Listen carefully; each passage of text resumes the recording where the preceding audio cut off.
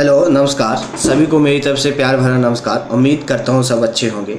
मैं रोहित कुमार आपके लिए एक वीडियो लेके आया हूँ जिसमें मैं आपको जो जनरल स्टडी है उसको पढ़ाऊँगा। तो सबसे पहले मैं आपको अपने बारे में बता दूँ कि मैं लास्ट 5 से 6 सालों से जो जनरल स्टडी है उसको पढ़ा रहा हूँ। तो जितने भी स्टेट पीसीएस के एग्ज़ाम रहते हैं उसमें मैं जनरल स्टडी पढ़ाता हूँ। जो एसएससी के एग्ज़ाम रहते हैं मैंने उसमें जनरल स्टडी पढ़ाई हुई है। तो मैंने डिफरेंट डिफरेंट जो एग्ज़ाम है वहाँ पे ये चीज़ पढ़ाई हुई है। तो मैं आपको भी यही चीज़ पढ़ाऊँगा। सबसे पहले मैं आपको यही बात कहूँगा कि जो मैं बताता जाऊँ उसको ध्यान से सुनना, क्योंकि जो क्वेश्चन रहते हैं जो आजकल जो मैं ट्रेंड देख रहा हूँ पेपर का, उसमें क्या है कि जो पहले तो इजी इजी क्वेश्चन आते थे, बट आजकल क्या है कि डीप क्वेश्चन आने शुरू हो गए हैं। तो हम क्या करेंगे कि इजी से जो है थोड़े हार्ड जो डिफ़िकल्ट लेवल की तरफ हम मूव करेंगे। तो ये जो क्वेश्चन है इस यहाँ मैं इस हिसाब से पढ़ाऊँगा कि आपका कोई भी क्वेश्चन गलत ना हो, पेपर में गलत होने की प्रोबेबिलिटी कम हो जाए। तो आप मेरी वीडियो को ध्यानपूर्वक सुने और जो जो मैं बात यहाँ पर अंडरलाइन करूँ उसको ढंग से देखें। तो आज हम क्या करेंगे, ये मैं पहला पार्ट लेके आया हूँ, इसी तरह पार्ट लेके आऊँगा। तो आप मेरी वीडियो को लाइक और शेयर और जो है वो ज़रूर करें। तो आज हम क्या करेंगे, देखिए पहले पार्ट में क्या है, मॉडर्न इंडिया। मॉडर्न इंडिया का जो फेज था वो कब स्टार्ट हुआ, 18वीं शताब्दी से लेकर 20वीं शताब्दी के बीच में जितने भी इवेंट हुए मॉडर्न हिस्ट्री में मैं वो सारे ही यहाँ पे डिस्कस करूँगा। तो आज का लेक्चर स्टार्ट करते हैं। देखिए सबसे पहले कि जो यूरोपियन आए, क्यों आए, किस लिए आए, वो यहाँ पे हम डिस्कस करेंगे कि यूरोपियन कब आए, क्यों आए। देखिए सबसे पहले देखिए पहली शताब्दी से लेकर 15वीं शताब्दी के बीच में जो व्यापार किया जाता था उसका एक रास्ता हुआ करता था। तो वो रास्ता कौन सा था वो मैं आपको यहाँ पे दिखाता हूँ। वो अरबियन सी में आते थे, रेड सी के थ्रू, और सुएज और मेडिटेरियन सी। तो ये जो रास्ता है इसके होते हुए वो व्यापार किया करते थे। अब क्या हुआ कि ये जो व्यापार है ये बंद कर दिया गया, किसके द्वारा, 1453 में जो ऑटोमन था टर्क्स का, उसने इस रास्ते को ब्लॉक कर दिया, जो लैंड रूट था उसको ब्लॉक कर दिया। अब क्या हुआ कि यूरोपियन का बिजनेस ठप होने लग पड़ा, वहाँ पे मंदी आ गई। अब उस मंदी से उभरने के लिए उनको नए रास्ते की जरूरत थी, क्योंकि उनके नया कॉन्टिनेंट चाहिए था जिसके साथ वो व्यापार कर सके और अपनी जो वहाँ पे जो मंदी आई थी उसको उससे उभर सके। तो मैं आपको सबसे पहले तो ये बताता हूँ, मैप में आपको दिखाता हूँ कि ये वाला रास्ता कौन सा था और किसके द्वारा इसको बंद किया गया था। देखिए अब क्या हुआ कि पहले जो ये आते थे व्यापारी, यूरोप के व्यापारी आते थे, वो इस रास्ते से होते हुए मेडिटेरियन सी से होते हुए रेड सी में जाते थे, और रेड सी से ये यहाँ पे अरबियन सी, और यहाँ से फिर वो इंडिया तक व्यापार किया करते थे। अब ये जो अरबिया है, यहाँ का जो ऑटोमन था टर्क्स, उसने इस रास्ते को ब्लॉक कर दिया। अब इस रास्ते को ब्लॉक कर दिया, अब क्या हुआ कि यहाँ के जो बंदे थे उनको नुकसान होने शुरू हो गया, उनका बिजनेस ठप हो गया। अब उनको उस बिजनेस से उभरने के लिए कोई नया रास्ता चाहिए था। अब नए रास्ते के लिए उन्होंने नया रास्ता ढूंढना शुरू कर दिया। अब क्या हुआ, एक बंदा आया 1486 में जिसका नाम था डेज, जिसने वो कहाँ से निकला था, लिस्बन जो जगह है जो पुर्तगाल की कैपिटल है। देखिए एक क्वेश्चन तो यह हो गया कि पुर्तगाल की कैपिटल क्या है, तो लिस्बन। और कब आया, कब निकला वो वहाँ से, 1486 में निकला। और उसने क्या किया कि एक नया समुद्री रास्ता ढूंढा किसके लिए, इंडिया के लिए ढूंढने के लिए वो निकला।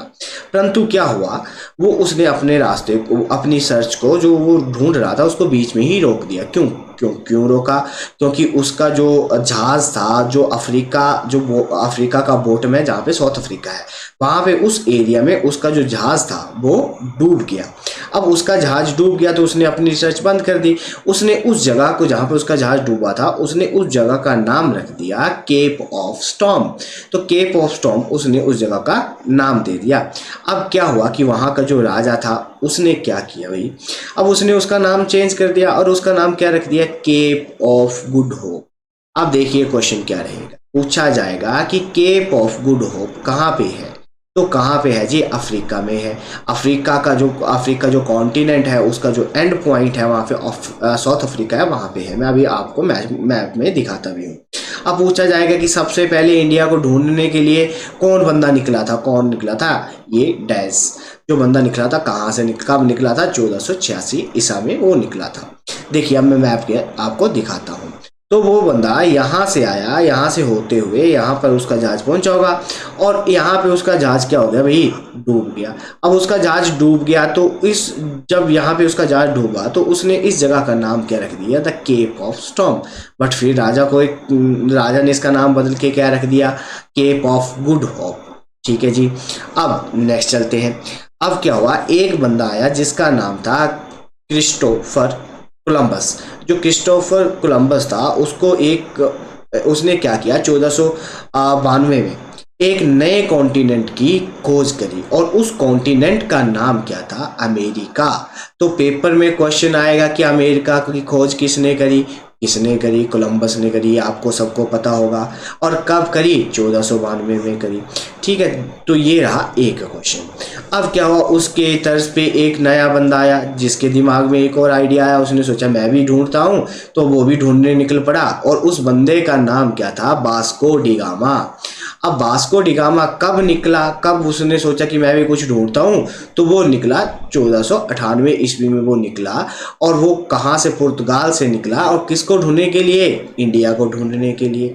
अब इंडिया को ढूंढने के लिए उसकी जो सहायता करी वो किस बंदे ने करी, कौन था वो बंदा, तो वो बंदा कौन था, गुजराती व्यापारी था एक, जिसने इंडिया को ढूंढने के लिए उसकी मदद करी थी।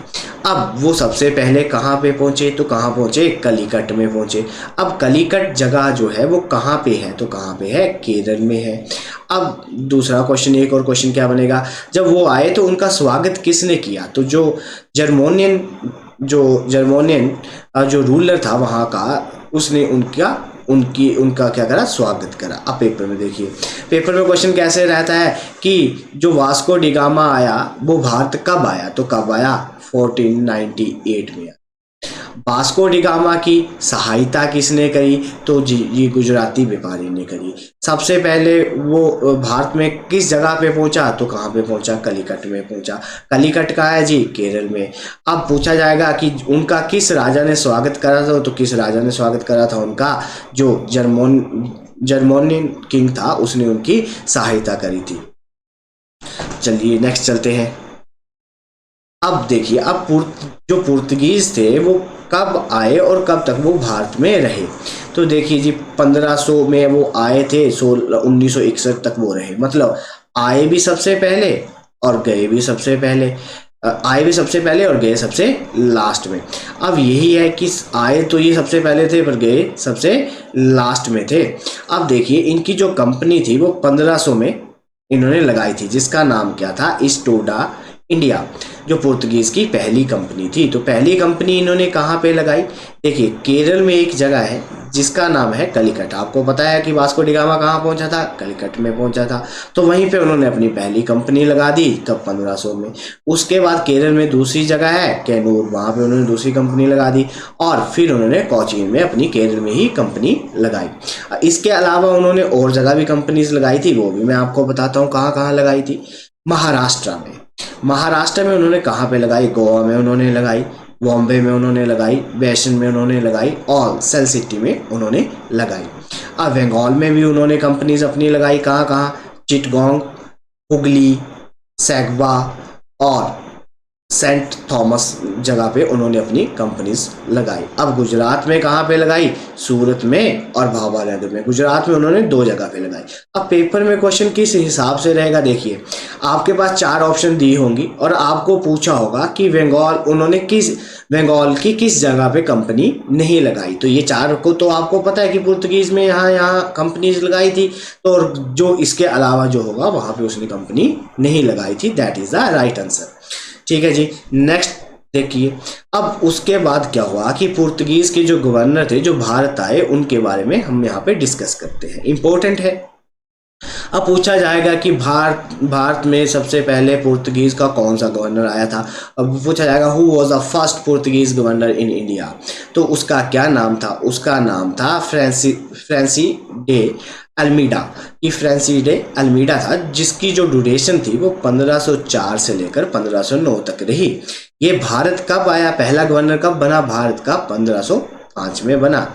इसकी इस बंदे की एक पॉलिसी थी, उस पॉलिसी का नाम क्या था, उस पॉलिसी का नाम था ब्लू वाटर पॉलिसी। तो एक पॉलिसी लेके आया था, उस पॉलिसी का नाम था ब्लू वाटर पॉलिसी। और पहला गवर्नर कौन था, ये क्वेश्चन बनेगा, कब बना, 1505 में बना। अब दूसरे उसके बाद उसका दूसरा गवर्नर आया जिसका नाम था अल्फेंसो डी एवक्यूके। ठीक है, ये जो हमारे पास गवर्नर था इसकी जो ड्यूरेशन थी ये 1509 से लेकर 1510 तक रही। अब इसने क्या किया, 1510 में जो बीजापुर का सुल्तान हुआ करता था उसको हरा दिया और उसके हाथों से अब वो गोवा को अपने अंडर ले लिया, मतलब गोवा को अपने अधीन कर लिया। अब पेपर में क्वेश्चन आता है who was the real founder of the Portuguese power in India. कि भारत में किसको पुर्तगीज का रियल फाउंडर माना जाता है, तो किसको माना जाता है, अल्फेंसो टी एवक्यूके को रियल फाउंडर माना जाता है। अब दूसरा क्वेश्चन क्या बनेगा कि गोवा कब पुर्तगीज के अधीन आ गई, तो 1510 में आई। जो कहाँ से ली, जो बीजापुर का सुल्तान था उसको हरा के। अब 1511 में इसने एक अपनी फ्रेंडली एक ट्रीटी करी, एक संधि करी, दोस्ती की एक संधि करी उसने। वो किसके साथ करी, तो किसके साथ करी, श्री कृष्णा देव राय के साथ उसने एक संधि करी। अब उसके बाद एक और नया बंदा आ गया जिसका नाम था नीनो डी कुन्हा। तो नीनो डी कुन्हा जो था वो थर्ड गवर्नर था। अब इसने क्या किया, 1540 में इसने क्या करा, जो हेडक्वार्टर था किसका, पुर्तगीज का, उसको इन्होंने क्या कर दिया, शिफ्ट कर दिया। कहाँ से, कोचीन से। ये कहाँ ले आए, उस हेडक्वार्टर को गोवा में ले आए। अब पेपर में क्वेश्चन में कैसे रहेगा कि who was the governor to shift the headquarter from Cochin to Goa, तो that is the Nuno da Cunha. अब पूछा जाएगा कि कब शिफ्ट करा, तो 1540 में। अब इन्होंने और क्या किया, नई कंपनीज लगा दी, नई सेटलमेंट इन्होंने लगा दी। कहाँ कहाँ लगाई, देखो हुगली में, जो सेंट थॉमस था वहाँ पे जो नियर मद्रास में है। और इन्होंने क्या अपने अधीन करा, किस किस को कैप्चर कर लिया, एक बेसिन को अपने अधीन, जो मैंने अभी पीछे बताया कि ये जगह कहाँ है, तो ये जगह कहाँ है जी, महाराष्ट्र में। अब दीव जो था वो भी किसके अंडर आ गया, पुर्तगाल के अंडर आ गया। और वो कब आया, 1535 में। तो एक क्वेश्चन ये बनेगा कि जो दीव था वो पुर्तगीज के अधीन कब आ गया, तो 1535 में। बात समझ में आई, यहाँ तक आपको क्लियर है। जो जो मैं बता रहा हूँ उन बातों को ध्यानपूर्वक सुनना, क्योंकि क्वेश्चन में ऐसे ही पूछे जाते हैं, एक लाइन से 2-3 क्वेश्चन बनते हैं। ठीक है जी। अब नेक्स्ट चलते हैं हमारे पास, जो उसके बाद एक गवर्नर था जिसका नाम था मार्टिन अल्फेंसो डिसूजा। मार्टिन अल्फेंसो डिसूजा। उसके टाइम में क्या हुआ, 1540 में एक सेंट फ्रांसिस्को जाइवर, फ्रांसिस्को जाइवर एक बंदा आया जिसका क्या काम था, वो बंदा उसने क्या करना था, वो क्या था, एक मतलब धर्म फैलाने वाला एक बंदा था जिसने वो इंडिया आया। उसने अकेले ने ही क्या किया कि जो 7 लाख मछुआरे थे उनका धर्म परिवर्तन करवा के उनको ईसाई धर्म में परिवर्तित करवा दिया, ईसाई बना दिया। और ये सारे के सारे मछुआरे कहाँ के थे, किस रियासत के थे, तो किसके थे, केरल और तमिलनाडु के। इस अकेले ने ये काम किया था। तो पेपर में क्वेश्चन आएगा कि वो कौन था जिसने 7 लाख मछुआरों का धर्म परिवर्तन करवाया था, कौन था, फ्रांसिस्को जाइवर। और वो किसके टाइम में आया था, तो किसके टाइम में आया था, अल्फेंसो डिसूजा के टाइम में आया था। कब आया था, 1540 में आया था। मैं आपको इसकी PDF भी शेयर करूंगा। आप मेरी वीडियो को लाइक जरूर करेगा अगर आपको अच्छी लगे। नेक्स्ट, अब दूसरा क्वेश्चन क्या बनेगा कि जो ये हमारे पास जो ये बंदा आया था, जो एक मिशनरीज था जिसने धर्म को फैलाया था, तो उस बंदे की जो मम्मी है वो कहाँ रखी गई है, कहाँ रखी गई है, गोवा चर्च में। गोवा चर्च में इस बंदे की मम्मी है। अब दूसरा क्वेश्चन, एक दो बंदे और आए थे जो क्या थे, पादरी थे। ठीक है, ईसाई पादरी थे जो किसके कोर्ट में, जब किसके कोर्ट में आए थे। देखिए, पहले का नाम था मोन्सरेटा और दूसरे का नाम था एक्वावाइवा। ठीक है, दो बंदे थे जो क्या थे, पादरी थे, ईसाई पादरी थे, जो मुगल, जब भारत पे किसका राज हुआ करता था, अकबर, जो मुगल था अकबर, उसके टाइम में ये बंदे भारत में आए थे। अब नेक्स्ट है कंट्रीब्यूशन ऑफ इंडिया, कि ये भारत में आए तो इन्होंने भारत को क्या क्या दिया। अब मैं आपको यहाँ पे बताता हूँ इन्होंने भारत को क्या क्या दिया। अब देखिए, इन्होंने 17वीं शताब्दी में क्या किया, नई फसलें लेके आए, और वो फसलें कौन सी थी, सुनिए। तंबाकू ये लेके आए, बड़ा अच्छा काम किया इन्होंने, ठीक है। और जो मक्का था ये लेके आए, मिर्ची ये लेके आए। अब देखिए, जो तंबाकू है, उस जो तंबाकू है वो आंध्र प्रदेश में एक गंटूर जगह है जो तंबाकू के लिए बहुत फेमस है। ठीक है, तो जो सबसे ज़्यादा तंबाकू जो प्रोड्यूस किया जाता है वो आंध्र प्रदेश में किया जाता है, गंटूर जगह जो है वहाँ पे। अब पूछा जाएगा कि जब इन्होंने ये फसलें इंट्रोड्यूस करी थी, लेके आए थे, उस टाइम भारत का राजा कौन था, तो कौन था, जहांगीर जो था वो भारत का राजा था। तो पेपर में क्वेश्चन आएगा कि जो पुर्तगीज थे उन्होंने वो कौन कौन सी फसलें उन्होंने लगाई, तो कौन सी, तंबाकू, मिर्ची और मक्का। ठीक है, ये जो है ये तीनों फसलें ये लेके आए। अब क्या हुआ, इन्होंने और क्या काम किया, एक इन्होंने प्रिंटिंग प्रेस खोली, कब, 1556 में। और क्यों खोली, इनका सुनिए, इन्होंने क्यों खोली ये प्रिंटिंग प्रेस, कि इनको क्या चाहिए था कि ईसाई धर्म को भारत में फैलाना था। तो इस प्रिंटिंग प्रेस का मेन मुद्दा क्या था कि ईसाई धर्म को भारत में कैसे फैलाया जाए, इसके लिए इन्होंने एक प्रिंटिंग प्रेस खोली थी 1556 में। अब इनके द्वारा पहली जो बुक प्रिंट की गई थी इंडिया में, भारत में जो पहली बुक प्रिंट की गई थी वो कौन सी थी, वो थी सेंट पीटर चरित्रा। और ये जो बुक थी, ये बुक किस भाषा में लिखी गई थी, तो ये लिखी गई थी मराठी, जो मराठी थी उस लैंग्वेज में इसको लिखा गया था। अब नेक्स्ट देखिए, जो फर्स्ट तेलुगु बुक थी जो प्रिंट की गई भारत में वो कौन सी थी, तो फर्स्ट तेलुगु बुक जो प्रिंट हुई भारत में वो थी बाइबल। ठीक है जी, तो पेपर में क्वेश्चन आएगा कि पुर्तगीज के द्वारा पहली प्रिंटिंग प्रेस कब लगाई गई, 1556 में। उनके द्वारा पहली बुक कौन सी प्रिंट की गई, तो सेंट पीटर चरित्रा। किस लैंग्वेज में थी, मराठी। और ये देखिए पहली तेलुगु बुक कौन सी थी, बाइबल। नेक्स्ट चलते हैं। अब क्या हुआ कि उनके पतन का क्या कारण था, कि जो पुर्तगीज थे उनके पतन का क्या कारण था। देखिए, अब पुर्तगीज के पास मोनोपोली थी, उनके पास एक मोनोपोली बताता हूँ क्या होती है, कि मोनोपोली थी व्यापार करने के लिए भारत पे। वो 100 सालों के लिए उन्होंने व्यापार किया। अब मोनोपोली क्या होती है, मान लो कि अगर मैं किसी चीज़ को बेच रहा हूँ, तो अगर यहाँ पे मान लो कोई भी चीज़ है, कि मतलब चाय है, ठीक है, अगर चाय का व्यापार अगर मैं कर रहा हूँ भारत के साथ, तो कोई भी और कंट्री इस भारत के साथ चाय का व्यापार नहीं कर सकती जी। उस चीज को बोला जाता है मोनोपोली, कि एक ही चीज पे एक ही बंदे का अधिकार हो तो वही उस चीज को बेच सकता है, that is known as monopoly. ठीक है, अब क्या हुआ कि 1600 में पुर्तगीज को 1600 में क्या हुआ, पुर्तगीज को हरा दिया गया, किसके द्वारा, मुगलों के द्वारा, मराठा के द्वारा, और अदर फॉरेनर्स ने मिलकर के क्या किया, पुर्तगीज को हरा दिया। अब 1932 में क्या, 1632 में क्या हुआ, सॉरी, शारजहां के साथ एक लड़ाई होगी, इनके बीच में एक कन्फ्लिक्ट हो गया। और वो कन्फ्लिक्ट क्या था, ये फोर्सफुली कन्वर्जन करवा रहे थे, मतलब धर्म का परिवर्तन करवा रहे थे, उसके लिए इनके साथ एक कन्फ्लिक्ट हो गया और ये जबरदस्ती विवाह करवा रहे थे। अब और क्या हुआ कि जो हज यात्रा पे जो जाते थे उनको ये इन्होंने परेशान करना शुरू कर दिया, कि उसके लिए डिस्टरबेंस क्रिएट करते थे पुर्तगीज, मतलब उन्होंने हज यात्रियों को परेशान करते थे, उनको जाने नहीं देते थे। जो हज की यात्रा रहती, जो मक्का मदीना जो हमारा कहाँ पे है, सऊदी अरेबिया में, वहाँ के लिए जो यात्रा जाती थी उनको वो परेशान करने लग पड़े।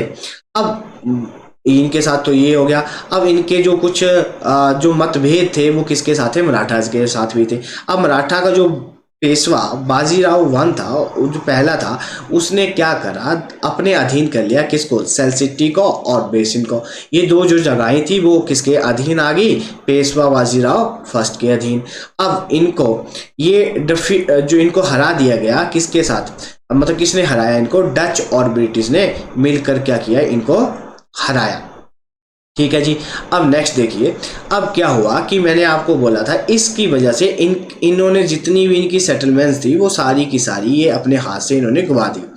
अब क्या हुआ, बस कुछ जगहों को छोड़ के, जैसे गोवा, जो दीव एंड दमन, ये फिर भी इन्हीं के पास रहा और 1961 तक यहाँ इनके पास रहा। अब पेपर में बड़ा अच्छा क्वेश्चन बनता है कि गोवा को भारत में कब शामिल किया गया, तो बंदे सोचेंगे भारत तो आज़ाद हुआ था 1947 में, तो गोवा भी भाई भारत का ही पार्ट है, तो ये 1947 में भारत में शामिल हो गया। बट ऐसा नहीं है, ये कब भारत में शामिल किया गया, 1961 में।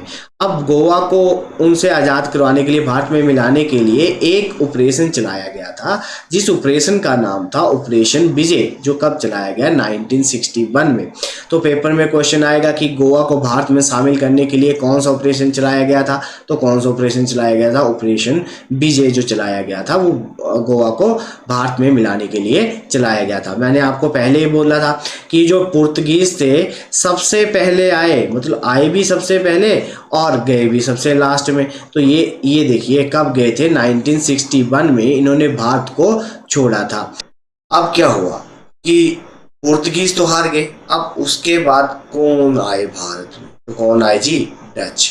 तो डच आए, उन्होंने अपनी कंपनी सेट करी जिसका नाम था यूनाइटेड ईस्ट इंडिया कंपनी। तो डच के द्वारा अपनी पहली कंपनी मतलब क्या लगाई गई भारत में, जिस कंपनी का नाम था Dutch United east India company. और कब लगाई गई, 1602 में डच के द्वारा पहली कंपनी लगाई गई।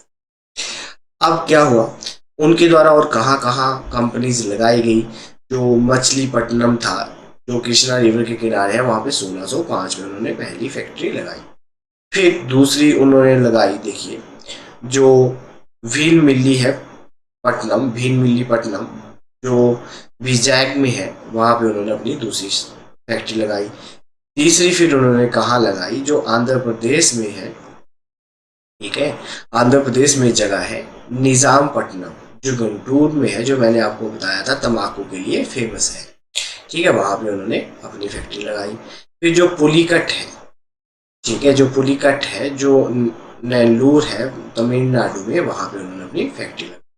फिर देवापट्टनम तमिलनाडु में उन्होंने अपनी फैक्ट्री लगाई। फिर नागापट्टनम तमिलनाडु। अब नागापट्टनम को उन्होंने अपनी क्या बना दिया, हेडक्वार्टर बना दिया। इससे पहले इनका हेडक्वार्टर, इससे पहले कोई और जो जगह थी वो हेडक्वार्टर था। 1690 में इन्होंने इस जगह को अपना क्या बना दिया, हेडक्वार्टर। नेक्स्ट इन्होंने लगाई जो चिंसूरा था बंगाल में, वहां पे इन्होंने अपनी फैक्ट्री लगाई। फिर बालासोर जो है उड़ीसा, पहले उड़ीसा को क्या बोला जाता था, उड़ीसा, बालासोर में उन्होंने अपनी कंपनी लगाई। किसने जी, डच। तो पेपर में क्वेश्चन बनेगा कि डच की पहली कंपनी कहाँ पे लगी और कब लगाई गई, तो कब लगाई गई, 1602 डच के द्वारा अपनी पहली फैक्ट्री लगाई गई थी। ठीक है जी, अब आगे चलते हैं। अब क्या हुआ कि जो ईस्ट कोस्ट था, जो पूर्वी हमारा तट है, वो फेमस था कॉटन टेक्सटाइल के लिए, जो सूती उद्योग होता है, जो इंडस्ट्रीज होती है टेक्सटाइल, उसके लिए फेमस था। अब जो डच थे उनके लिए इंडोनेशिया एक बड़ा ही इम्पोर्टेंट था। इंडोनेशिया बड़ा ही इम्पोर्टेंट था। क्यों इम्पोर्टेंट था, क्योंकि वहाँ के जो गवर्नर थे इंडोनेशिया के, उनको उन्होंने क्या बना के रखा था, इंचार्ज बना के रखा था इंडियन सेटलमेंट की। जो भी भारत में जितनी भी कंपनीज लगाई हुई हैं, उनको कौन देखेगा, जो इंडोनेशिया के गवर्नर है वो उनको संभालेंगे। ठीक है जी। अब क्या हुआ कि 1759 में एक युद्ध हुआ, जिस युद्ध का नाम था बैटल ऑफ वंडेरा। कि ये जो युद्ध हुआ बैटल ऑफ वंडेरा कब हुई, 1759 में हुई। किसके और किसके बीच में हुई, डच और अंग्रेजों के बीच में ये जो युद्ध हुआ। जितनी भी सेटलमेंट थी वो सारी की सारी, जितने भी कारखाने थे वो सारे के सारे किसके द्वारा ऑक्युपाई कर लिए गए, किसके अधीन आ गए, तो अंग्रेजों के अधीन। ये सारे ही जितनी भी हमारे पास डच की जितनी भी सेटलमेंट थी, वो सारी की सारी डच की जितनी भी सेटलमेंट थी वो सारी की सारी किसके पास आ गई, ब्रिटिश के पास आ गई जी। अब इसके बाद क्या आगे, अब देखिए डच का राज तो खत्म हो गया, अब नए बंदे आएंगे। तो नए बंदे कौन थे, ब्रिटिश। अब ब्रिटिश का आगमन होने शुरू हो गया, उनकी डोमिनेंस होने शुरू होगी। जो अंग्रेज थे उन्होंने अपना दबदबा बनाने शुरू कर दिया। अब क्या हुआ, ये बहुत ही इंपॉर्टेंट पॉइंट है। 31 दिसंबर 1600 में एक ग्रुप आया, किसका, व्यापारियों का। कहाँ से, ब्रिटेन से, जिन्होंने अपनी कंपनी, जो ग्रुप बनाया, जिस कंपनी कंपनी को बनाया, जो एक ग्रुप था व्यापारियों को, उन्होंने एक कंपनी बनाई। उस कंपनी का नाम क्या था, इंग्लिश ईस्ट इंडिया कंपनी। ये अंग्रेजों के द्वारा, अंग्रेजों का जो व्यापारी व्यापारी थे, उन्होंने एक अपना समूह बनाया और उन समूह को मिला के कंपनी निर्माण की, जिस कंपनी का नाम क्या रखा गया, English east India company.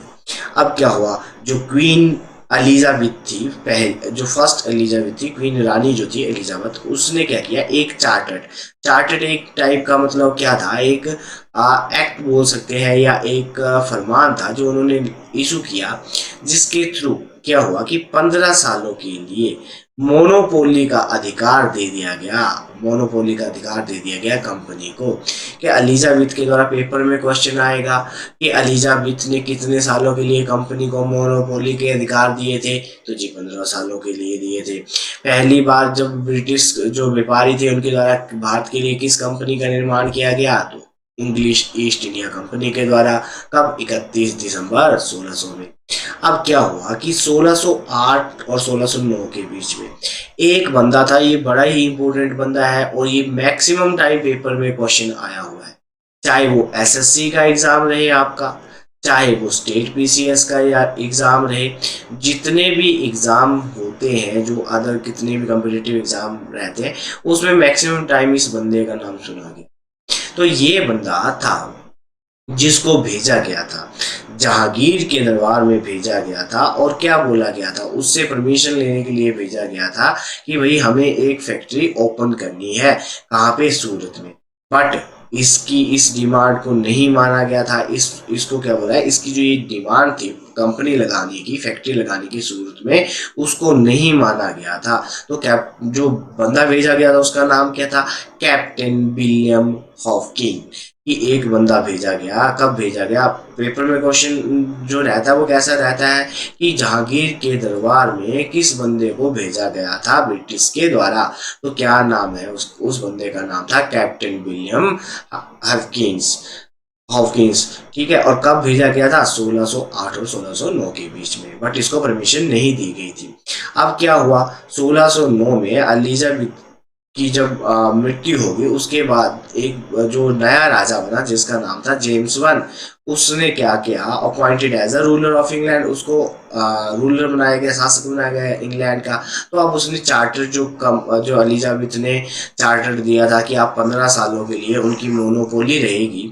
But अब क्या किया जेम्स ने, इस मोनोपोली को, जो मोनोपोली थी उसको बढ़ा दिया गया और क्या बोल दिया, इनडेफिनिट टाइम, कि जब तक भी आप रहोगे, जब मतलब कोई टाइम लिमिट नहीं है। मतलब जैसे मैंने आपको बताया था, मोनोपोली क्या होती है कि अगर कोई कंपनी चाय बेच रही है तो चाय वो ही बेच सकती है, उसके अलावा कोई और कंपनी चाय नहीं बेच सकती है। तो ये इसने इसको, इस अधिकार को इसने इसको क्या कर दिया, लाइफ टाइम मतलब इंडेफिनिट पीरियड के लिए बढ़ा दिया गया।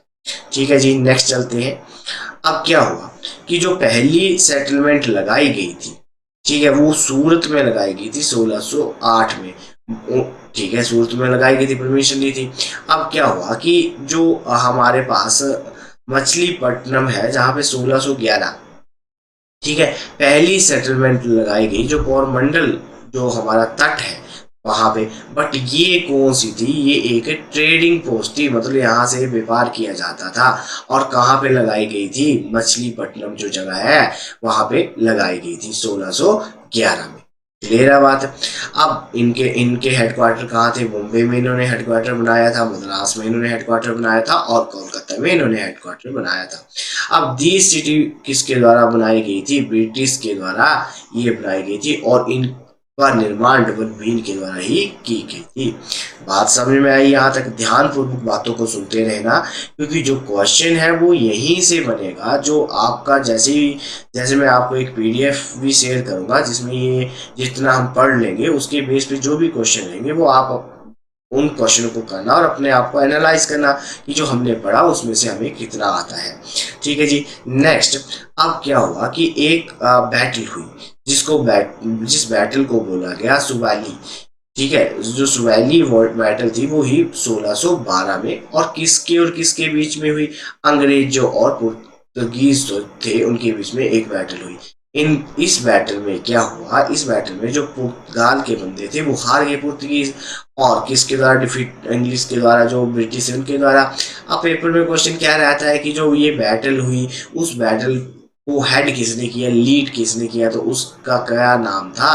Captain Thomas best. कि जो कैप्टन थॉमस बेस्ट थे उनके द्वारा इस बैटल का नेतृत्व किया गया और सूरत को अपने अधीन कर लिया। तो 1612 में सूरत को इन्होंने अपने अधीन कर लिया। अब 1612-13 में जहांगीर ने परमिशन दे दी फैक्ट्री लगाने की सूरत में। तो पेपर में क्वेश्चन आता है कि जहांगीर ने कब कंपनी को, अंग्रेजों को अपनी कंपनी लगाने के परमिशन दी थी? तो 1612 में दी थी।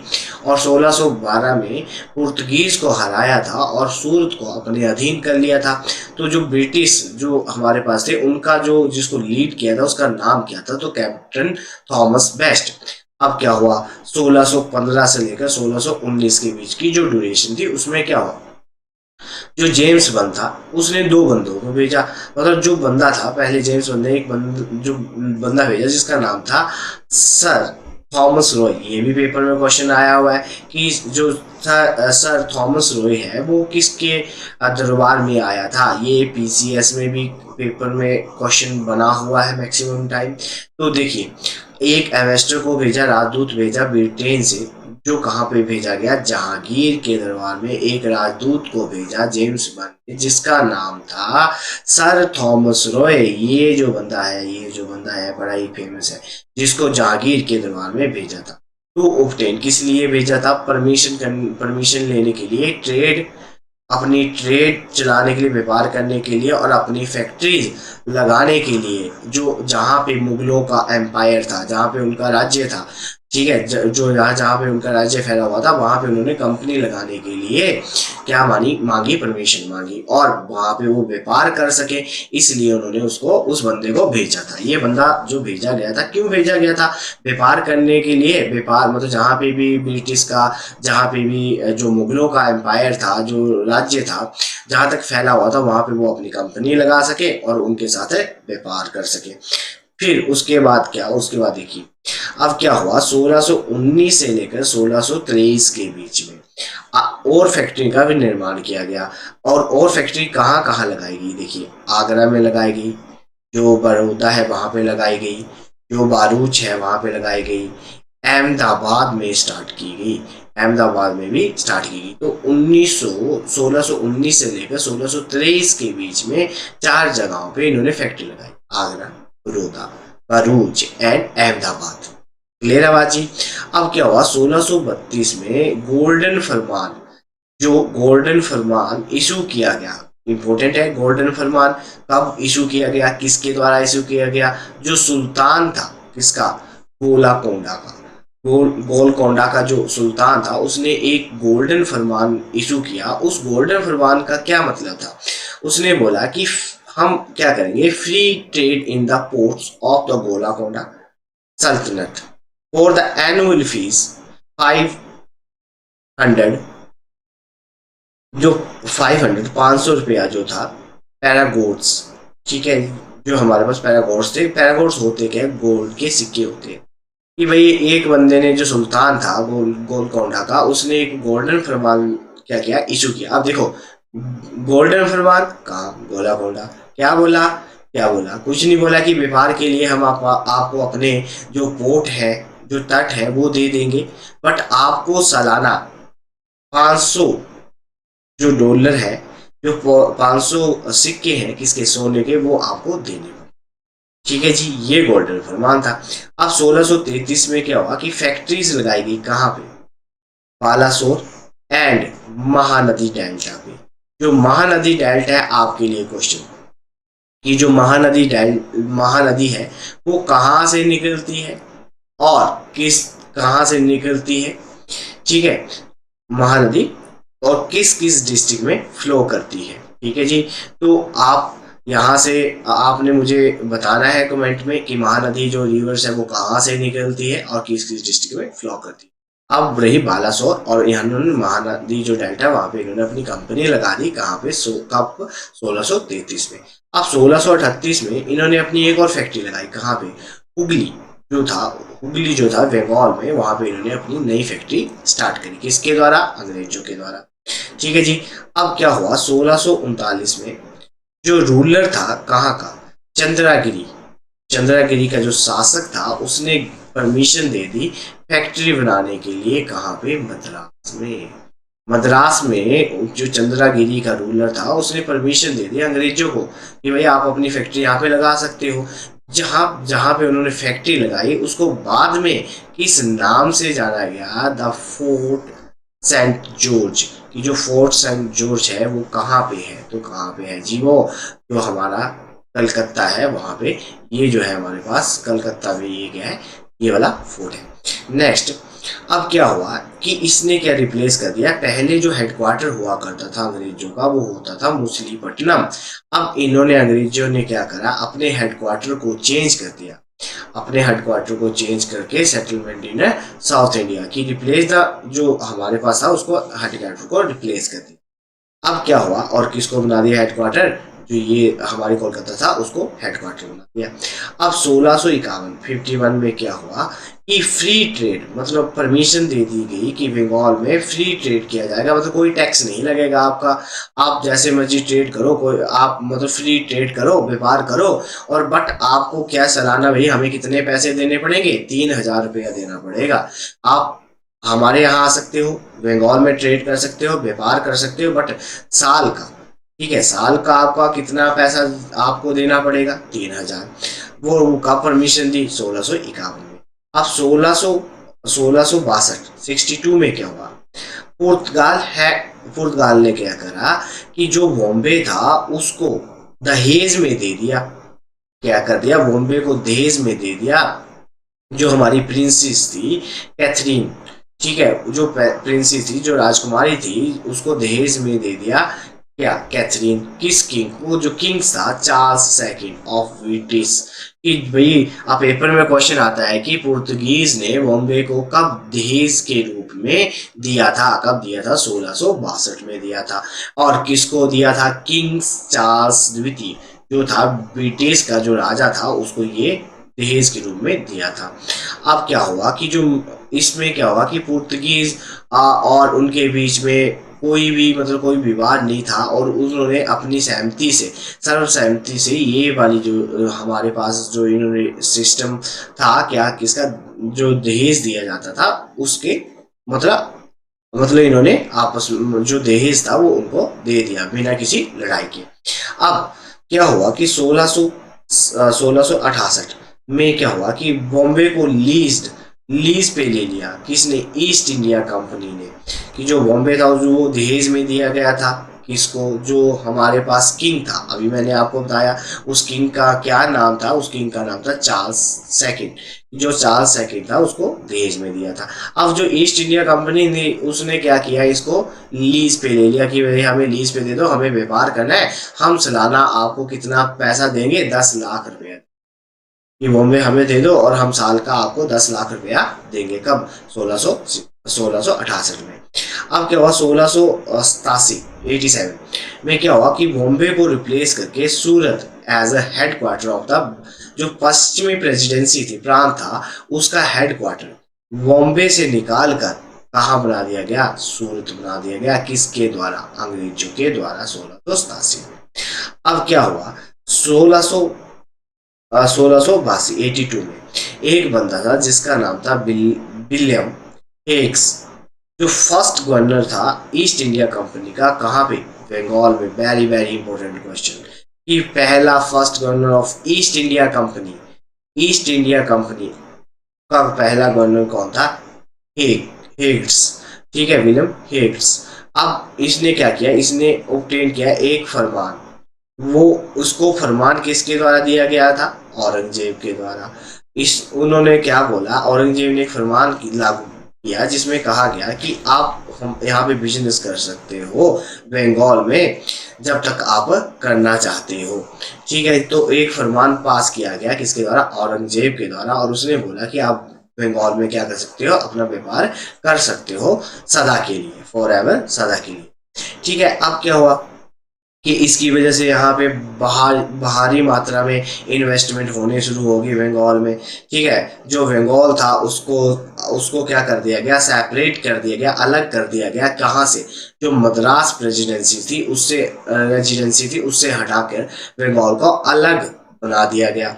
अब क्या हुआ कि बंगाल में ब्रिटिश जो थे, उन जो ब्रिटिश सोल्जर थे उन्होंने बंगाल की धरती पे कदम रख दिया। पहली बार बंगाल की धरती पर जो ब्रिटिश क्या थे, सैनिक थे, उन्होंने कदम रखा। ठीक है, अब क्या हुआ, इसकी वजह से जो विवाद हो गया, किसके, लोकल जो थे, लोकल जो जिम्मेदार थे और जो उनके मुखिया थे, उनके बीच में एक विवाद हो गया कि भाई आपने इनको कैसे परमिशन दे दी, जो ब्रिटिश थे वो कैसे यहाँ पे आ गए। ठीक है, तो इनके बीच में एक विवाद शुरू हो गया। तो क्या हुआ कि 1686 मतलब 1686 और 1689 के बीच में बड़े ज्यादा युद्ध हुए। ठीक है, बैटल्स बिटवीन किसके और किसके बीच में, east India company and Mughals के बीच में युद्ध हुए। अब ये युद्ध हुए क्यों, क्योंकि ईस्ट इंडिया कंपनी चाहती थी कि वो क्या करे, अपना जो है वो गढ़ बना ले और अपनी कंपनी को प्रोटेक्ट करे, कहाँ पे, बंगाल में। ठीक है, इनका ये मकसद था। इन्होंने क्या किया, इन्होंने ये चाहते थे कि इनकी खुद की फोर्स हो, ठीक है, खुद की इनकी सेना हो, और जिससे इनका क्या हो कि जो इजी ऑफ डूइंग बिजनेस है, कि जो व्यापार करने के जो तरीके हैं, ठीक है, वो इनका अच्छा हो जाए। और तीसरी बात क्या थी कि इन्होंने मोनोपोलीज को वैसे ही रखा कि जबरदस्ती मोनोपोली को लगाते थे। अब मोनोपोली मैंने पहले भी बताया था कि अगर कोई बंदा है जो दूध बेचता है, ठीक है, अगर कोई भी बंदा अगर दूध बेचता है तो उसके अलावा कोई और दूध नहीं बेच सकता, इसका मतलब ये था। ठीक है, मोनोपोलीज। अब क्या हुआ कि मुगल्स ने देखा कि भाई ये ऐसे कर रहे हैं, तो उनको दबाने के लिए और उनके जो अपना वो गढ़ बना रहे थे उसको एक ट्रीटमेंट देने के लिए, ट्रीट करने के लिए उन्होंने क्या कर दिया, अटैक कर दिया, और उनकी जो कंपनी थी उनको उसने डिस्ट्रॉय कर दिया, मतलब क्या कर दिया, नष्ट कर दिया उनकी फैक्ट्री और कंपनीज को। अब कब किया, 1689 में क्या हुआ कि जो मुगल थे, मुगल का जो मुगल नेवी थी, उसका जो एडमिरल था जिसका नाम था सिद्दी यूकूब, उसने अटैक कर दिया कहाँ पे, बॉम्बे में। क्लियर है बात कि जो नेवी का जो एडमिरल था जिसका नाम था सिद्दी यूकूब, उसने अटैक कर दिया बॉम्बे पे। अब ईस्ट इंडिया कंपनी ने अंग्रेजों को, जो ईस्ट इंडिया कंपनी थे, जो अंग्रेज थे, उनको मजबूर कर दिया सरेंडर करने पे, आत्मसमर्पण करने पे और औरंगजेब से माफी मांगने के। ठीक है जी, बात समझ में आई कि इस अटैक ने अंग्रेजों को क्या कर दिया, आत्मसमर्पण पे मजबूर कर दिया और औरंगजेब से माफी मांगने पे मजबूर कर दिया। कब, 1690 में। ठीक है जी, नेक्स्ट। अब देखिए क्या हुआ कि 1690 में एक संधि, एक ट्रीटी साइन की गई, किसके और किसके बीच में, मुगल्स और ईस्ट इंडिया कंपनी के बीच में। अब ईस्ट इंडिया कंपनी को क्या बोला गया कि आप अपना जो कंपनी थी वो रीगेन बॉम्बे में चला सकते हो, बट आपको उसके लिए क्या देना पड़ेगा, टैक्स भरना पड़ेगा, मतलब फाइन देना पड़ेगा, कर देना पड़ेगा। अब ईस्ट इंडिया कंपनी का जो एजेंट था जिसका नाम था जॉन चार्नॉक, ठीक है, चार्नॉक, तो इसने क्या करा, इसने द्वारा परमिशन ले ली, इसने गेन कर ली, परमिशन ले ली कि वो ईस्ट इंडिया कंपनी मतलब बनाएगा कहाँ पे, सुल्तानुत्ती जो जगह है बंगाल में, वहां पे उसने अपनी कंपनी लगानी है। तो ये किसने परमिशन ली थी, जॉन चार्नॉक ने। अब क्या हुआ कि 1691 में औरंगजेब ने एक फरमान इशू किया, उस फरमान में कहा गया कि भाई ड्यूटी फ्री ट्रेड इन बेंगलोर, कि आपको कोई टैक्स नहीं देना पड़ेगा अगर आपको बंगाल में क्या करना है, व्यापार करना है। तो ठीक है जी। औरंगजेब ने कब फरमान इशू किया? तो 1691 में, ठीक है, 1691 में। अब क्या हुआ कि ईस्ट इंडिया कंपनी ने 1698 में तीन गांव की जिम्मेदारी जो थी वो अपने अधीन कर ली। कौन कौन से? जो सुल्तानुत्ती था, गोविंदपुर था, और जो कलिकट्टा था उसको अपने अधीन कर लिया, जिसको काली घाट भी कहा जाता है। और ये जो 3 गांव की जिम्मेदारी थी वो कितने पैसे में ली? तो 1200 रुपीज में इन्होंने ली। अब ये जो 3 गांव है इसको बाद में क्या बना दिया गया? जो अभी हम वर्तमान में कोलकाता के बारे में सुनते हैं वो ये 3 गांव को मिलाकर कोलकाता बनाया गया था, ठीक है, जो कोलकाता शहर है। अब देखिए नेक्स्ट, अब क्या हुआ? 1701 के बीच में एक किले का निर्माण किया गया। उस किले का नाम था फोर्ट विलियम, और वो कहाँ बनाया गया? सुल्तानुत्ती में बनाया गया। और ये जो किला था ये किसके नाम पे, इस किले का नाम किसके नाम पे रखा गया? तो जो इंग्लैंड का राजा हुआ करता था जिसका नाम था विलियम थर्ड, जो विलियम थर्ड था उसके नाम पे इसका नाम रखा गया। और जो कोलकाता थी उसको ब्रिटिश ने अपनी क्या बना लिया? राजधानी बना लिया। पेपर में क्वेश्चन आ भी चुका है, एसएससी में भी आ चुका है जी। और जो हमारे पास स्टेट पब्लिक सर्विस कमीशन के जो एग्जाम रहते हैं उसमें भी ये क्वेश्चन पूछा जा चुका, ठीक है जी। कि जो फोर्ट विलियम था वो कब बनाया गया था? तो कब बनाया गया था? 1700 में, ठीक है जी। और कहाँ पे बनाया गया था? तो ये रहा, कहाँ पे बनाया गया था? कोलकाता। और कोलकाता में बनाया गया था। और इसको जो ये हमारे पास जो ये जगह है ये कोलकाता में, यहाँ पे बनाया गया था सुल्तानुत्ती में। और बाद में जो कोलकाता थी वो क्या बन गई? अंग्रेजों की राजधानी बन गई। अब जैसे जैसे हम आगे पढ़ेंगे तो एक क्वेश्चन ये बनेगा कि ब्रिटिश ने, जो अंग्रेजों ने कोलकाता से राजधानी दिल्ली को कब ट्रांसफर करा था, कि दिल्ली को कब राजधानी बनाया गया था। अब क्या हुआ कि जैसे ही जो गवर्नर थे, देखो 1707 में क्या हुआ, जैसे ही औरंगजेब की मृत्यु हो गई तो जितने भी गवर्नर थे उन्होंने अपने आप को आजाद घोषित कर। अब उसमें से कुछ गवर्नर इंपॉर्टेंट है वो मैं बता रहा हूँ। पहला गवर्नर है बंगाल का मुर्शीद कुली खान, जो 1717 में था, इसने अपने आप को आजाद बना दिया। दूसरा है अवध का, जिसका नाम था सादत खान 1722 में।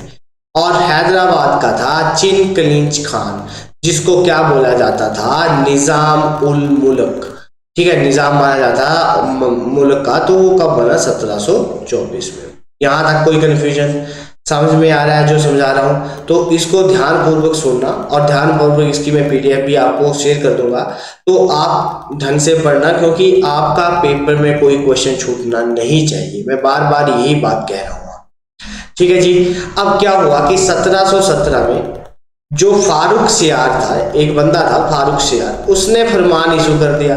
मतलब फरमान एक तरह का डॉक्यूमेंट हुआ करता था, कुछ नहीं होता, ये क्या होता है? एक डॉक्यूमेंट हुआ करता था, ठीक है। अब डॉक्यूमेंट क्या था? जिसमें क्या कर दिया गया? अधिकार, राइट्स, अधिकार दे दिए गए। किसको? अंग्रेजों को। ड्यूटी फ्री, भाई आपका कोई टैक्स नहीं लगेगा, आप आराम से क्या करिए? व्यापार करिए। कहाँ पे? बॉम्बे और मद्रास में। आज समझ में आई कि जो फारूक सियार था उसने एक फरमान इशू किया जिसमें उसने अधिकार दे दिए, ड्यूटी फ्री, मतलब कोई टैक्स नहीं लगेगा, आप आराम से व्यापार कीजिए। कहाँ पे? बॉम्बे और मद्रास में। बात समझ में आई? अब इस फरमान को क्या बोल दिया गया बाद में? जो ये फरमान इशू किया गया था, इस फरमान को नाम दे दिया गया Magna carta of the companies trade in India 1717। तो मैग्ना कार्टा जो था उसको कंपनी के व्यापार के लिए मैग्ना कार्टा का नाम दे दिया कि ये जो चीज है ये मैग्ना कार्टा है। किसके लिए? कंपनी के व्यापार के लिए। कब? 1717 में। अब और इसने क्या करा कि जो भी व्यापारी थे भाई उनको एक पास बना दिया, उनके क्या बना दिए? एक पास बना दिए, जिसको क्या कहा गया? Dastak. Very very important, paper में डायरेक्ट टर्म आती है दस्तक एज। तो दस्तक क्या था? Duty free trade. क्या था? ड्यूटी फ्री ट्रेड कि उनको पास दे दिए कि भाई जब आप ये पास दिखाओगे तो आप आराम से यहाँ पे क्या कर सकते हो, आप हमने पास दिखा दिए तो आप यहाँ पे आराम से व्यापार कर सकते हो। तो जो व्यापार करने के लिए जो पास बनाए गए थे उसका नाम क्या था, दस्तक। ठीक है जी। अब क्या हुआ 1740 से लेकर 1756, मतलब 1740 से 1755। अब नवाब था कहाँ का, बंगाल का, जिसका नाम था अली वर्दी खान। पेपर में क्वेश्चन आएगा कि नवाब ऑफ बंगाल कब, 1740 टू 1756। कौन था, नवाब अली वर्दी खान। इसने देखा कि भाई ये जो आपने दस्तक इनको इशू करा है इसका ये मिस यूज कर रहे हैं। क्या कर रहे हैं, मिस यूज। ये जो दस्तक है भाई इसका मिस यूज कर रहे हैं, अपनी फैक्ट्रीज बना रहे हैं। ये कहाँ पे व्यापार नहीं कर रहे, अपनी फैक्ट्रीज बना रहे हैं बंगाल में। तो इसने क्या करा, इस राजा ने क्या करा, अंग्रेजों और जो फ्रेंच थे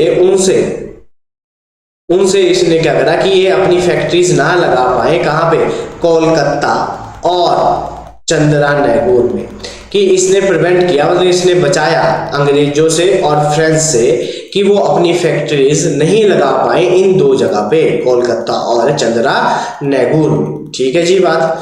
अब क्या हुआ, अब देखिए, अब हमारा ब्रिटिश चल रहा है। अब ब्रिटिश में अब हम सबसे पहले ये पढ़ रहे हैं कि कौन यूरोपियन आए, तो अभी ब्रिटिश भी आ गए। अब उसके बाद कौन आए, डेनिस। ठीक है, डेनिस जो थे वो आए, मतलब डेनमार्क से। अब डेनमार्क से ये आए तो कब आए, 1620 में आए। और जो इनकी कंपनी का नाम था वो था ट्रेडर्स ऑफ डेनमार्क, कि इन्होंने अपनी कंपनी लगाई, स्थापित की, जिसका नाम था, व्यापार के लिए कंपनी इन्होंने लगाई जिसका नाम था ट्रेडर्स ऑफ डेनमार्क। अब इन्होंने पहली सेटलमेंट, मतलब पहला इन्होंने ऑफिस या जो इन्होंने कंपनी खोली वो कहाँ खोली, ट्रांसक्यूबर में। ट्रांसक्यूबर ये कुछ नहीं होता है, ये एक तरह का समुद्र होता है, समुद्र एक तरह का एरिया होता है जो समुद्र से घिरा होता है। ठीक है जी, उसको बोलते हैं ट्रांसक्यूबर। अब क्या हुआ, इन्होंने अपना हेडक्वार्टर बनाया कहाँ पे, श्रीरामपुरम। कहाँ पे, श्रीरामपुरम में इन्होंने अपना हेडक्वार्टर बनाया। कब, 1676 में, 1676 में। अब क्या हुआ, 1845 में, 1845 में इन्होंने अपना सब कुछ बेच दिया। ठीक है जी, सब कुछ बेच बाच के छोड़ छाड़ के ये चले गए भारत को। और किसको दे गए, अंग्रेजों को। क्या भाई, इन्होंने सब कुछ छोड़ दिया अपना, भाई हमें यहाँ नहीं रहना, आप हमारा सब कुछ ले लो, सब कुछ बेच दिया और आराम से चले गए इंडिया को छोड़कर। और सब कुछ किसको बेचा, अंग्रेजों को। कब बेचा, 1845 में। बात समझ में आ रही है कि जो ये थे डेनमार्क के जो व्यापारी थे, इन्होंने अपना सब कुछ छोड़ छाड़ के आराम से चले गए और सब कुछ बेच के किसको चले गए, अंग्रेजों को। क्लियर है जी। अब देखिए, अब मैं फ्रेंच जो स्टार्ट कर रहा हूं उससे पहले मुझे कमेंट बॉक्स में कुछ जो क्वेश्चन है उसके आंसर बता दीजिए। जो हमारे पास सबसे पहले जहांगीर के दरबार में जेम्स वन ने एक बंदा भेजा था, उस बंदे का क्या नाम था, कमेंट बॉक्स में बताइए। उसके बाद दोबारा फिर भेजा था, उन बंदों का क्या नाम था, वो मुझे अभी कमेंट्स बॉक्स में बताइए, ताकि मुझे भी पता चले कि आप पढ़ रहे हैं। अब उनके बाद क्या हो गया, देखिए फिर चलते टॉपिक पे। उसके बाद क्या हो गया, नए बंदे आ गए, वो कौन थे, फ्रेंच। अब कौन आ गए, फ्रेंच। अब फ्रेंच जो आए वो कब आए, 1664 में, 1664 में फ्रेंच की एक कंपनी आई, व्यापारिक कंपनी, ट्रेडिंग मतलब व्यापार करने आई भारत में, जिसका नाम था कैम्पगेन डेस इंडीजा ओरिएंटल्स। ठीक है, ये जो वर्ड लिखे हुए ये फ्रेंच में है। ठीक है जी, तो इनको प्रोनाउंसिएशन में थोड़ी सी दिक्कत हो सकती है क्योंकि ये है ही फ्रेंच में। ठीक है, तो इन्होंने अपनी कंपनी लगाई। अब ये जो फ्रेंच थे ये आए भी सबसे लास्ट में थे। ठीक है, जो पूछा जाएगा, देखिए सबसे पहले अब पूछ लेता हूं, सबसे पहले कौन आए, पोर्तुगीज आए। फिर उसके बाद कौन आए जी, डच आए। फिर उसके बाद कौन आए, ब्रिटिश आए। और फिर उसके बाद कौन आए, डेन्स आए, जो डेनमार्क के थे। और लास्ट में कौन आ गए, ये जो हमारे पास फ्रेंच आ गए। क्लियर है जी। तो ये पैटर्न ध्यान में रखना, पेपर में क्वेश्चन रहता है कि सबसे पहले कौन आए और सबसे लास्ट में कौन आए। क्रॉनिकल ऑर्डर में पूछा होता है, arrange the Chronicle order. Clear है बात जी। तो ये आपको पता होना चाहिए। इन्होंने पहली कंपनी अपनी कहाँ पे लगाई, तो देखिए यहाँ पे गलत हो गया, यहाँ पे आएगा 1667 में। ठीक है, 1667 में इन्होंने अपनी पहली कंपनी लगा दी सूरत में। कहाँ पे लगा दी? सूरत में। और सूरत कहाँ है जी? गुजरात में। कहाँ पे है? गुजरात में। अब दूसरी फैक्ट्री कहाँ लगाई इन्होंने? 1669 में लगाई, 1669 में लगाई। कहाँ पे? मछलीपट्टनम में। कहाँ पे? मछलीपट्टनम में। मछलीपट्टनम में इन्होंने अपनी दूसरी फैक्ट्री लगाई। अब क्या हुआ कि पेपर में क्वेश्चन आता है कि पोंडुचेरी के संस्थापक कौन थे? जो पोंडुचेरी है उसको किसने बसाया? तो किसने बसाया? फ्रांसिस मार्टिन ने। इसने फ्रांसिस मार्टिन बंदा था जिसने पोंडुचेरी को बसाया और बाद में इसको अपना हेडक्वार्टर भी बना दिया। तो पोंडुचेरी की स्थापना कब हुई? 1673 में हुई। किसके द्वारा की गई? फ्रांसिस मार्टिन के द्वारा। ठीक है, फिर उसके बाद क्या हुआ कि इनको परमिशन दे दी गई 1673 में, मुगलों के द्वारा इनको परमिशन दे दी गई कि आप अपना शहर बसा लीजिए, कि आप अपना शहर बसा सकते हो। कहाँ पे? कहाँ पे जी? कहाँ पे जी? बंगाल में। और बंगाल की किस जगह में? जो चंद्रनगौर था वहां पे। इस 1673 में मुगल्स थे, मुगल्स ने इनको परमिशन दे दी कि भाई आप अपना शहर बसाइए, आराम से रहिए, कोई चक्कर नहीं। ठीक है, तो कहाँ पे? चंद्रनगौर में। क्लियर है जी? अब क्या हुआ? अब 1740 में एक बंदा था जिसका नाम था Joseph Francois Dupleix, governor general of Pondicherry. तो 1740 में जोसेफ फ्रांसिस डुप्लेक्स को गवर्नर जनरल बनाया गया। कहाँ का? पोंडुचेरी का। पोंडुचेरी का गवर्नर जनरल बनाया गया। अब देखिए, एक क्वेश्चन ये बनता है कि पहला गवर्नर कौन था जिसने सब्सिडाइजरी अलायंस वर्ड लेके आया था? तो वो बंदा भी कौन था? ये था फ्रांसिस डुप्लेक्स, गवर्नर था जो सब्सिडाइजरी अलायंस लेके आया था। मतलब कुछ नहीं कि आप हमारे साथ मिल जाओ और हम आपके राज्य को प्रोटेक्ट करेंगे, हमारी सेना रहेगी, हम बाहरी आक्रमण से आपकी सहायता करेंगे। तो ये जितनी भी जो सब्सिडाइजरी अलायंस का मतलब ये था, हमारे साथ गठबंधन कर लो। अलायंस होता है गठबंधन कर लो कि अगर आप पे कोई अटैक करेगा तो हम आएंगे, अगर आपको कोई नुकसान पहुंचाएगा तो भी हम आएंगे। जैसे फॉर एग्जांपल अभी पीछे जैसे आपने सुना होगा नाटो। ठीक है, अब ये जो नाटो है एक ऑर्गेनाइजेशन है कि भाई अगर कोई किसी पे अटैक करेगा तो हम, अगर हमारे किसी बंदे पे अटैक होगा तो हम सारी कंट्रीज आप पे अटैक कर देंगे। तो वही एक तरह की बात ये थी। ठीक है जी, अभी पीछे जैसे यूक्रेन को उन्होंने बोला कि भाई आप नाटो में आ जाओ, वही कि अगर आप पे कोई अटैक करेगा तो हम आपके साथ खड़े हैं, चाहे वो कोई भी हो। तो वही सब्सिडाइजरी अलायंस। क्लियर है जी बात? अब नेक्स्ट चलते हैं। अब सबसे देखिए, अब इन्होंने अपनी कारखाने कहाँ लगाए? सबसे पहले सूरत में। ठीक है, जो गुजरात में है, ये मैंने आपको बताया।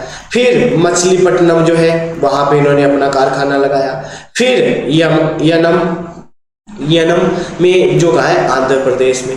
फिर चंद्रनगौर जगह जो है वो कहाँ है? बंगाल में। फिर जो माहे है वो केरल में, जो पौंडुचेरी में है, मतलब अब यूटी में आता है ना ये। ठीक है तो केरल में, बट जो हमारे पास आता है किसकी? यूटी के अंडर है, यूटी में आता है ये, पौंडुचेरी में। ठीक है, फिर काला जो है ये तमिलनाडु में आता है। ठीक है, और पौंडुचेरी। ठीक है जी, ये हमारे पास आज का लेक्चर था।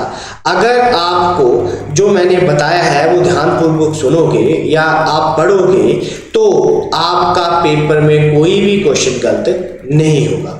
एक बार मैं आपको फिर यही कहूंगा, अगर वीडियो अच्छी लगे तो लाइक और शेयर जरूर करें। ठीक है, इसी तरह आपके लिए वीडियो आती रहेंगी। क्लियर है जी? तो अगर कोई यहाँ पे, अगर आपको कुछ ना पता चला हो तो आप नेक्स्ट लेक्चर में मुझे कमेंट सेक्शन में कमेंट करके पूछ सकते हैं। ठीक है जी, थैंक यू।